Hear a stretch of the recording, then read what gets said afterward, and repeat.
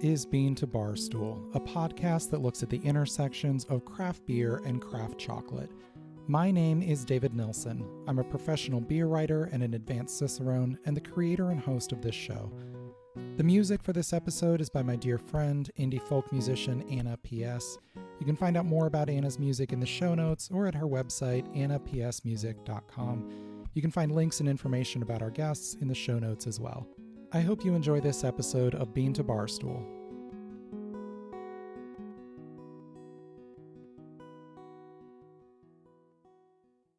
As many of you know, I got into craft chocolate through craft beer. Over the years of pursuing both, looking at what they have in common and how they're different and how the industries interact, I found my appreciation for beer has been deepened by my newer love of chocolate. My colleague Beth Demmon has been a full-time beer writer for many years, and along the way she too developed a parallel interest. In her case, it was the burgeoning craft cider industry that piqued her curiosity. Cider has been brewed and enjoyed here in the U.S. for centuries, and there were points in the country's history when cider was the preeminent beverage for the young nation. By the end of the 20th century, however, cider had long since given way to beer, wine, and spirits. Like many other artisan food and beverage industries, however, cider is experiencing a resurgence in popularity, and Beth is excited about where it's heading. Beth has written a book called The Beer Lover's Guide to Cider, American Ciders for Craft Beer Fans to Explore, published on September 12th by Mango Publishing. The book explores the potentially overwhelming variety of the modern cider scene through the lens of beer, relating cider varieties to major flavor groupings from craft beer. When we're approaching a new food or beverage segment with its own internal culture and vocabulary, it can be intimidating or even discouraging to try to figure out what's what you might enjoy, or if you even belong in this space. The format Beth chose for her guide allows readers to approach cider on their own terms, using familiar flavor references.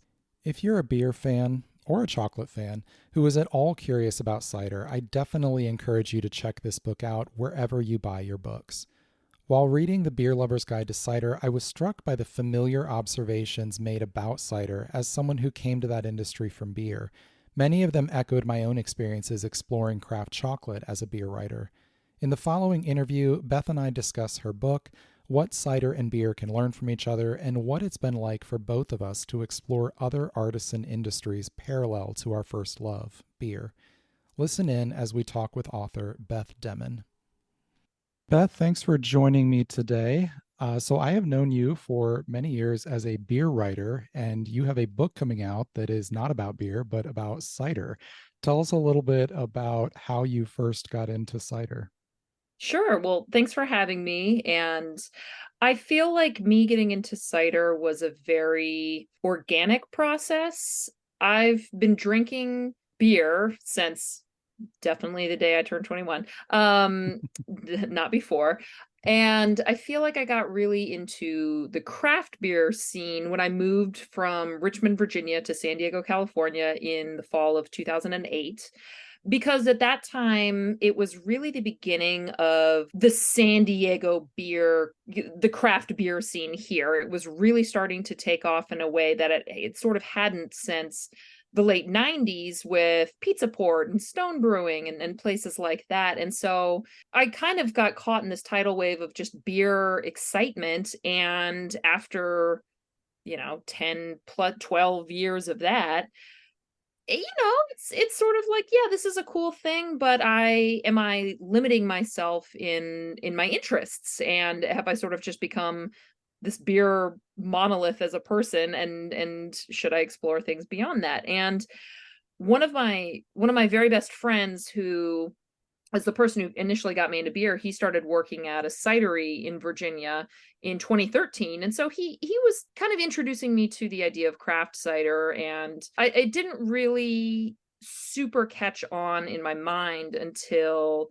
I went to CiderCon in 2020 and in Oakland. And I saw firsthand kind of where the cider scene was in the United States, and it really reminded me a lot of where the cider scene, or where the beer scene was when I kind of first started getting into it. There was a lot of excitement, there's a lot of camaraderie, there's a lot of growth, there's a lot of community. And I'm not saying that beer doesn't have that, but you lose some of those types of things as it gets exponentially bigger.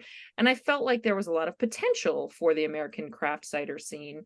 And I just sort of got interested in it, both as a journalist kind of observing what was going on, but also the more I drank it, the more I realized it was interesting to me. This is something that a lot of people weren't talking about outside a historical frame of reference. And anyway, that's the long answer of kind of how I got interested in cider, both as a journalist and a consumer. Was there any moment you can look back to as kind of an aha moment where you realized, oh, this is going to become a much bigger part of what I do? Definitely. I can pinpoint the exact moment. So the only reason I went to CiderCon is because I live in San Diego and it was in Oakland. And I'm like, oh, I can pop up there. That's easy.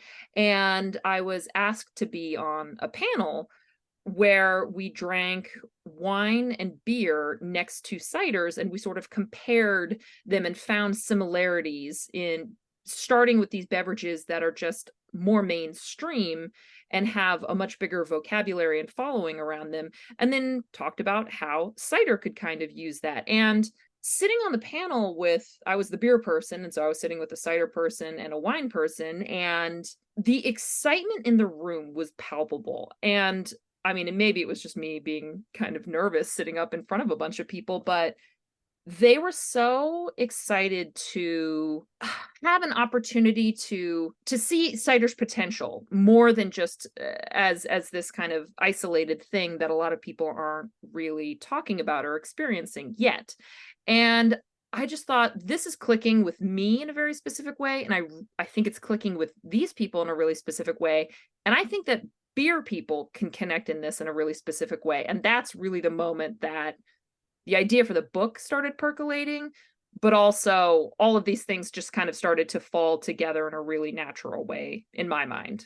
So the book is formatted as a guide for beer lovers who are interested in getting into cider. Talk a little bit about choosing that format and how that informed the writing process.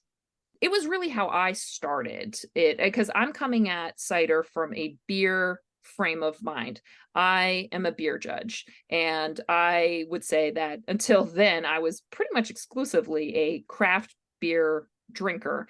And I think a lot of people are like that or were like that. And so when you look at the way that cider is described outside of a historical context, which I still think is kind of the biggest way that people come across it, is Johnny Appleseed and, Prohibition and America's favorite beverage and that kind of thing. And that's great, but it doesn't really connect with a contemporary consumer. And I thought that since if you read about cider in that way, it's really using wine vocabulary to make those connections, because cider is wine. So there's a lot more overlap there than there is with beer. But I thought beer people are aging out. Beer people are of being able to drink 6 beers in an evening. We're in our 30s, we're in our 40s, we're in our 50s, we're in our 60s. Like the consumption is just evolving, as well as the new consumer. And so I thought, by putting together a framework that a lot of people understand as a jumping off point to exploring cider, finding familiar touch points instead of being confused on where to start, I thought that it would help people take that first step into exploring a new to them beverage, or really, even if you are a cider drinker already, realizing that there's a huge variety of specifically American cider makers working. They're making a huge amount of different types of ciders. It's really not this one-dimensional thing. And I think a lot of people have a notion that cider is a one-dimensional thing.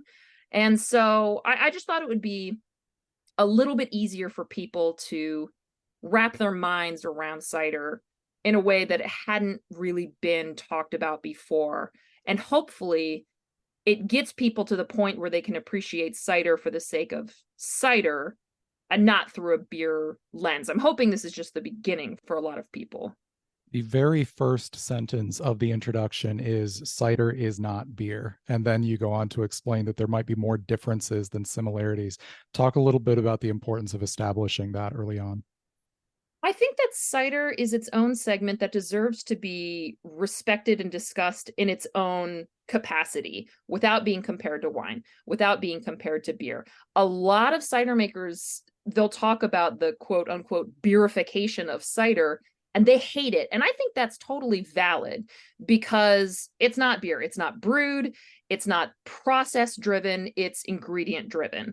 I think that the huge difference between cider as a beverage and beer as a beverage and culture is that really cider is made with very little human intervention. I mean, you know, you can pick certain yeast strains, you can pick certain apple varieties to use, and there's a high level of craftsmanship that's involved there. But the final product of cider is showcasing nature. Whereas the final product in beer is really showcasing the person making it. Like, look at this recipe that I made and fiddled with, and I had a fingerprints on every step of the process. And that's just a huge difference between the two. So I think that putting that nugget in people's minds from the very beginning that this is not the end of a cider discovery journey. It's just the beginning, and here's why. I think setting up that framework was important out of respect for both cider makers, but also putting the onus on new cider consumers and being like, use this as kind of an intro. Like, this is cider 101, but I hope that you take the second and third and then grad level classes in it if you're interested in doing so. So yeah, I think establishing that framework from the very beginning gives context to the book, but also hopefully makes people feel a little bit more comfortable with diving into it, because cider is not even cider. Getting into a new segment that you're unfamiliar with can be really overwhelming. I don't necessarily want to become a wine person because it seems like there's a lot of stuff that you already have to know just to go out and enjoy a glass of wine. Cider can sort of feel that same way, and I wanted to sort of take that tension away from the very beginning so that people feel comfortable using the knowledge that they already have to apply it in a new way. You've mentioned that the cider segment really leans on the history component when it comes to marketing. You have a great sentence in the book where you say that cider prefers to wax nostalgic about this glorious past rather than create a new future. Talk a little bit about how you would like to see that evolve a little bit without losing that heritage component. It's very important to look at how industries are built, how traditions can be honored. And that's all very good, but if you stop there, what's the point? Like, then you're never going to create anything new and you just get stuck in this quagmire of nostalgia. And cider has a very romantic origin story in the United States, sort of. I mean, there's a lot of slavery components and some props given to people who necessarily didn't earn them, but I don't think that's unique to cider, not to discount that. But I think that cider has a chance to not rewrite its history, but to take what it's learned and make something really interesting to remain relevant, because consumers, especially in the United States today, they want new, they want variety, they want something fresh, they want something interesting, they want something that they can Instagram about. And I think that cider has an opportunity to capitalize on that because it's only as stuck in the past as it chooses to be. And I think if they choose, and I think a lot of makers are choosing to kind of rewrite or the future of American ciders, but I think that the media and the people writing about it have to catch up a little bit. And so I hope I'm a part of that change, but I hope it's just the beginning. Well, I was really struck when you mentioned in the book that beerification that you talked about and that there's resistance to that within cider. Is that resistance, do you feel like, more driven by wanting to protect the beverage itself or more resistance to the cultural problems that it sees within craft beer? That's a great question. I would say, from my perception, it's more about protecting kind of the sanctity of cider as its own thing without having to compare it to something else. I think that cider makers in general probably aren't looking at the problems that craft beer is facing culturally and using that as a whiteboard to kind of course correct. They might be. I think that the American Cider Association, which is basically the Brewers Association equivalent for the cider industry, I think that they're doing a lot of really proactive things to ensure diversity, equity, and inclusion within its ranks, within its members, encouraging independent cideries to participate in things like that in a way that is very reactive in the craft beer community. But I think that's on a bit of an industry level and possibly not so much on an individual maker level. They're probably just looking at beer and being like, we aren't part of that, so why would I even look to them for inspiration when I have 200 years of American cider history to jump off of instead. So that's a good question, but we'll sure see. I think that cider would be doing itself a disservice if it didn't look at the craft beer industry and see what they're doing wrong and what they're doing right to kind of build something, whereas beer is sort of having to course correct its way in a lot of cultural conversations. So we'll sure see. Let's talk a bit more about that DEI component. You mention it in the book that while cider might not necessarily be more diverse right now, it has the opportunity to be at an earlier stage. Talk a little bit more about what you're seeing within cider about looking at that opportunity to be more diverse and inclusive. Well, they're reaching out from the very start. I mean, the ACA is really building itself as a much more inclusive association and resource for members than I think the Brewers Association is doing, or maybe even is capable of doing. I mean, I'm not sure when exactly the first CiderCon happened. I think it was something like 13 years ago or something like that, but they've already partnered with organizations like Beer Culture and done a lot of BIPOC scholarships to attend CiderCon. They're really putting their money where their mouth is in a way that again is very proactive. And I really respect what they're doing, because they're making sure that not just consumers are sort of all welcome to the table, because as of now, my understanding is that men and women seem to drink cider in pretty much equal numbers, but the makers are very white. Like you've got to have a lot of land, a lot of capital, a lot of inherited wealth, and that's just going to be white people at this point. And so I think the fact that they are taking the initiative to make sure that people who are not white or who are not cis men are included from the very start, I think is going to really benefit them in the future, both from a moral and financial standpoint, because that's it's the right thing to do, but B, if you're reaching more consumers, there's more opportunity to expand. So why on earth wouldn't you do that? It's literally a win-win. So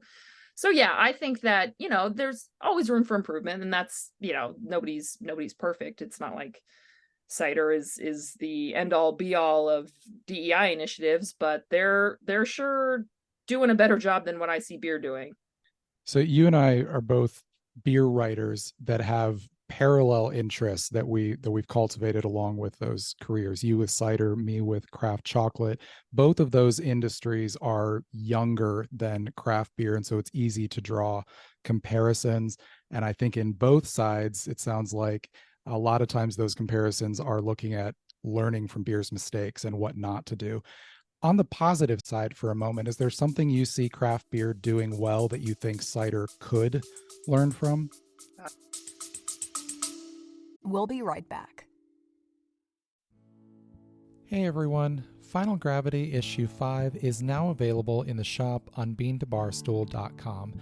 This 5th issue of our zine telling personal, human-centered stories from the world of beer is full of great articles.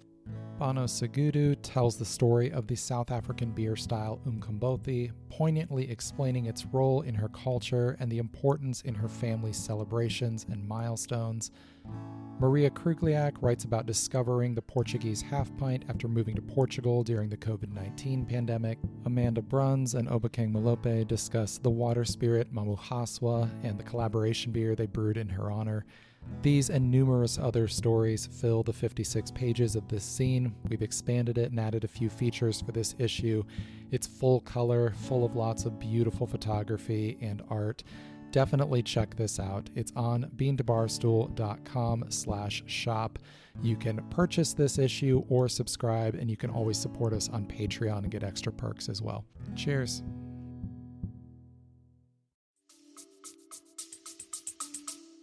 That's a good question too. I mean, I think that beer has a lot of strength in numbers, in quantity, in quality. They have built a reputation across the United States. I mean, the United States, in terms of being a craft beer pioneer, Denver, San Diego, Portland. I mean, it's just, we've got a bonanza of beer riches.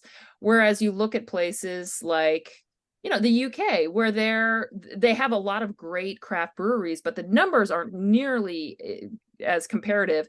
And there is still really a look at the past for things, European beer traditions. And so I think that cider can look to beer to see what's possible, both in quantity as well as in quality, and hopefully be able to reach some of the consumers who aren't maybe necessarily thinking about leaving beer, but are open to exploring other things. And I think that cider has an opportunity to capture people who were maybe very interested in the hard seltzer boom, RTDs, other alternative beverages, hard kombucha, things like that. So yeah, beer, I think, has really upped the level of quality that consumers expect. And I think that cider makers, there's no reason why they can't match or exceed those quality expectations when it comes to craft beverages in the United States.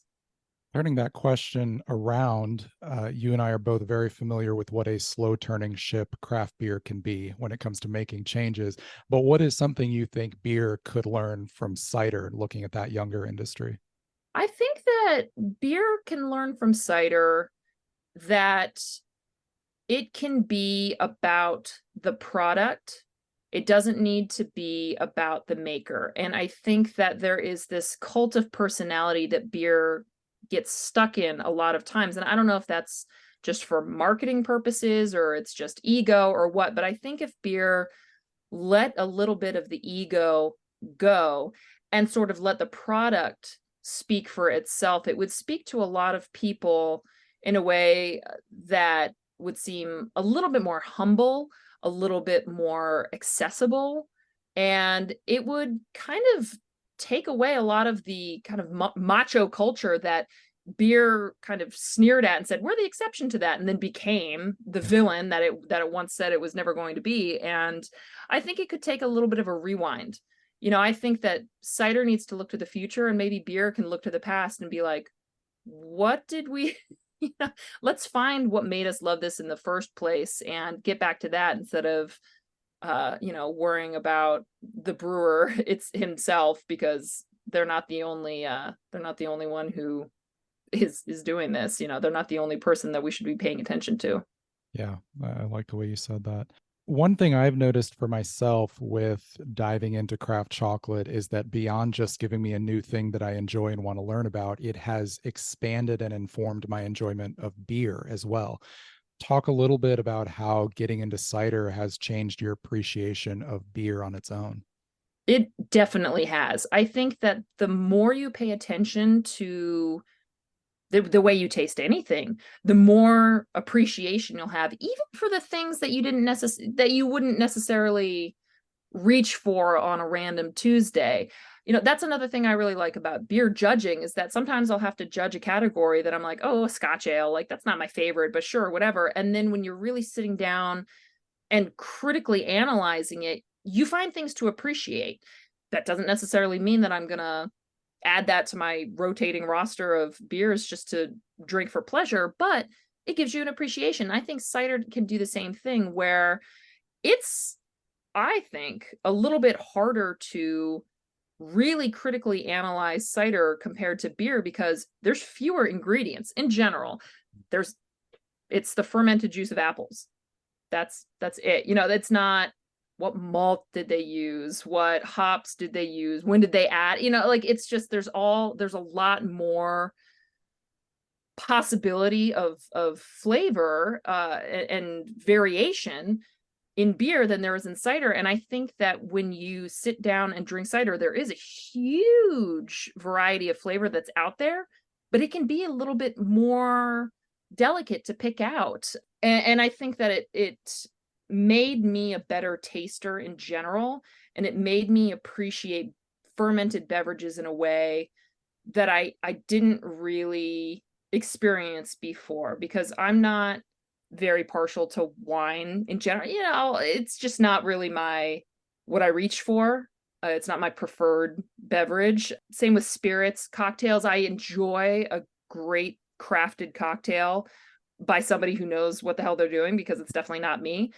And I think that cider sort of scratched an itch, both just, I think philosophically, but just my palate was very receptive to it in a way that I didn't find in other segments. So I think, yeah, the more practice you have tasting literally anything else, food, cider, beer, whatever, the more you're going to find enjoyment in unexpected places. One thing that I watch in the craft chocolate world with interest and sometimes frustration is arguments that are taking place around definitions. What does craft mean? What do these different words mean? And like, having come from the beer side and having lived through those arguments for so long, it's like, oh, I wish we could get past this. Are you seeing things like that in cider? Are there some of those things that you're watching and you're just kind of like, how is this going to go?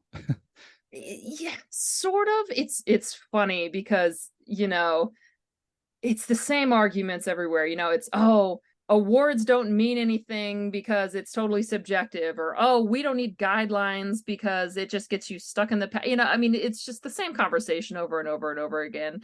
And the reason we're still having them is because there isn't some easy answer. Some people love guidelines. Some people hate them. I think they're a necessary evil, but should they be the end all be all canon of cider or beer? No, of course not. So cider's interesting because, I've judged cider competitions, and each competition has its own guidelines. So it's not like BJCP sanctioned competitions where you just have to know the BJCP guidelines and it's for every competition that you judge. It's different. And granted, they're very similar guidelines. It's not something described as heritage cider for one competition is probably going to be pretty much the same thing for the next, but it's kind of it's less frustrating to me it's less frustrating to me, and it's a little bit more exciting because cider vocabulary is in this really interesting kind of squishy embryo phase where people sort of agree on a few things, but even the word cider apple, people don't agree on. Is that an apple that's only good for cider? Is it the apple that you just happen to use for cider, but you could use for other things? Nobody knows. And people feel really strongly about the definitions that they hold, but even the top expert people in cider might have different opinions than one another. And so I find those types of vocabulary questions, I say you need to have some shared vocabulary. You need to have something to commune with other people and just be able to talk about the same thing. Because otherwise you might as well be, speaking Chinese to somebody who's speaking Portuguese to somebody who's speaking Spanish. It wouldn't make any sense if we had no shared vocabulary. But if you decide that you're just going to subscribe to some arbitrary guidelines and never deviate from them, well, then where's the fun in that?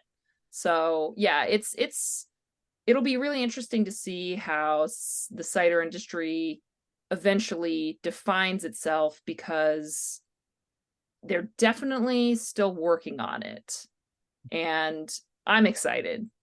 Coming into an industry that is already established, is already having its own conversations, talk a little bit about your posture as you approach that, inwardly or outwardly, where You bring a lot of knowledge about beverage alcohol, about tasting, but you are also still learning about this new thing. How do you approach that both for yourself and how you present to others? We'll be right back. Hey everyone, my book on pairing craft beer and craft chocolate is available now on Amazon and on the Bean to Barstool shop. Pairing Beer and Chocolate, a guide to bringing the flavors of craft beer and craft chocolate together, is out now. This paperback book explains the process of pairing beer and chocolate, includes a guide to hosting a pairing at home, walks through dozens of beer styles to provide style-by-style pairing guidance, and gives room for taking your own pairing notes along the way. This is the only book on pairing beer and chocolate available. Grab your copy now at the link in the show notes or on Amazon. If you manage a taproom, bookstore, chocolate shop, or cafe and want to stock the book, get in touch about our easy wholesale process. Beer and chocolate belong together, and this book is your guide to getting the most out of every pairing.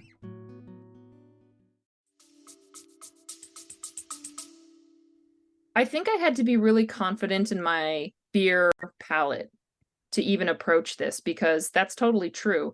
There are people who have been in cider for decades, and I will never catch up with them. But frankly, that's the same thing in beer. I mean, I'm 38, and some of the OG people of craft beer have plenty of years on me. So I just have to be really comfortable with where I'm at. And one thing I try to remember writing about both beer and cider is that it's easy for people to forget that there are beginners. There are people who know nothing. There are people who are interested and don't know where to start. And I would rather talk to those people and meet them where they're at than make them feel bad that they can't meet me where I'm at. And I'm very open to learning new things. But I think to be either a judge or a writer, you have to have a really good balance of self-confidence that you know what the hell you're talking about, and open-mindedness that you maybe don't know what the hell you're talking about. And it's something that I work on every single day. But, at some point you just got to do the damn thing and be like, I'm not a stupid person. This is an interesting idea I think people want to hear about. So let's talk about it and get the conversation started. And again, hopefully it's just the beginning of the conversation, and smarter people than I can take it up from here. And if I can be a part of the future discussions about it, great. And whatever I can do to keep it going is good by me. That balance of humility and confidence is such a hard thing to maintain. Like, it's just constantly teetering, and you got to figure out that center line for it. Yeah. One thing that we talk about a lot on this show, something I've been writing about recently, and I think in craft beer in general, we've seen more discussion about this, is the way that flavor vocabulary and the way that we describe flavor can be used either to exclude or proactively to include and to invite people in. You talk about that a little bit in the book. You use some very specific flavor descriptions. I'm interested to hear you talk a little bit about how we can be specific and even poetic in the way we describe flavor and the things that it evokes for us, using that in a way that invites people into that conversation, even if they're from a different background. I think that people who, like me, get stuck in one segment or talking about one thing for a really long time, we all develop habits, and we have our go-to things. We have our blind spots that we find out. We have our strengths that we find out when it comes to tasting. But we forget that just the average person who isn't totally immersed in beer or cider culture every single day, I forget those people totally exist, and they might not have the slightest clue what I'm talking about. If I'm writing something about beer and we're talking about decoction mash, or like these terms, they don't care. They want to know what it tastes like, what it reminds them of. And if we kind of open ourselves up to the possibility of describing things in a more visual way that can connect with the average consumer rather than the expert that we're talking to who maybe knows some scientific terms for specific off flavors and things like that. Those are the people that we should be trying to reach, because if you're talking to somebody who already knows the definitions of these things, they can figure out what they like on their own. Like, they don't need the guidance that somebody looking at a grocery store shelf with 7,000 different beverages wants. And so I think it also speaks a little bit to my art background. I mean, I have a BFA in painting and printmaking, and so I think about things in a visual way, and I think that it's okay to talk about things in a visual way. I think one of the examples I use is like, sun-dappled strawberries on a summer day next to a bubbling brook, blah blah blah blah blah. And it's like, well, if it paints a picture in your mind or taps into some sort of memory or sense memory or nostalgia, why is that less impactful than talking about the scientific compound that makes strawberries taste like strawberry? It's just a different way of looking at things. And I think it's okay to give ourselves permission to do that, because also at the end of the day, are you going to tell me that that's wrong? Like, oh, it was a cloudy day that day, no, of course not. Yeah. Well, I also think one cool thing about doing it that way is that even though we all have different flavor vocabularies, and in some cases, depending on where a person is from or how they grew up, they might have completely different produce that they're familiar with, different botanicals they're familiar with. Even if what you're describing is something that another person is unfamiliar with, the fact that you've presented it in that way, you've created a story, you've told them something about yourself, and that invites conversation to be able to discuss the different things that you might be getting from that. Exactly. And we have to remember that the average person isn't going to be tasting these things in a judging capacity, in a scientific capacity, in a critical capacity. They just want to enjoy it, maybe with friends, with family, with dinner, whatever.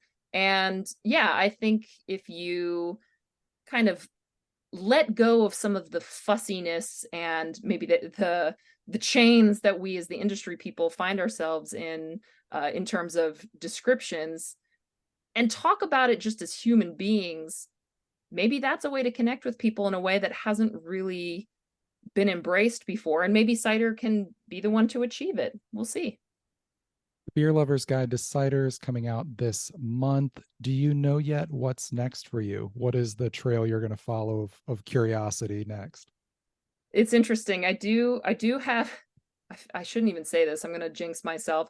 I do have an idea for another book. I don't know if I'm going to do it, because we'll see. This has been a very interesting process. But in the meantime, I'd really like to do more podcasting. I think that it is something that I've tapped into a lot in the past, but I would like to explore more in the future. And I'll keep writing. I mean, I'm still doing my thing, and I'm still doing my freelance stuff for, whoever will have me. But yeah, I would love to do some more audio work, because I really do enjoy it. So we'll see. Last thing I'll ask you, what's your favorite cider right now, or what cider has you excited right now? This is really interesting. So I will say that, RevNat's hard cider in Portland, Oregon, he just announced he's closing, which is devastating to me both personally and professionally, because he's been my Prohibition sponsor for years. And that's okay. I have another one. But anyway, I love RevNat, and he just sent 2 of his non-alcoholic ciders, so ciders that were fermented and then had the alcohol removed. And we had a great discussion about it. And I think that's really cool. I think it's really exciting. And there's definitely a level of critical analysis that had to kind of go into it to wrap my mind around what this is. But I think any non-alcoholic segment is interesting to me right now, even on a scientific level. So that's one that I drank. Well, that's 2 that I drank really recently that kind of have got the wheels and gears in my head turning. Well, Beth, thank you so much for coming on the show today, and best of luck with the release of The Beer Lover's Guide to Cider. Thanks so much. Once again, you can find The Beer Lover's Guide to Cider, American Ciders for Craft Beer Fans to Explore by Beth Demmon wherever you buy new books. If you read it and enjoy it, let Beth know. Writing can be a lonely job, and we don't always know when someone has enjoyed our work. You can find the links mentioned during the show in the show notes, as well as links to some of the organizations mentioned. Thanks to Beth for coming on the show today, and to all of you for listening. I hope you enjoyed this episode of Bean to Barstool.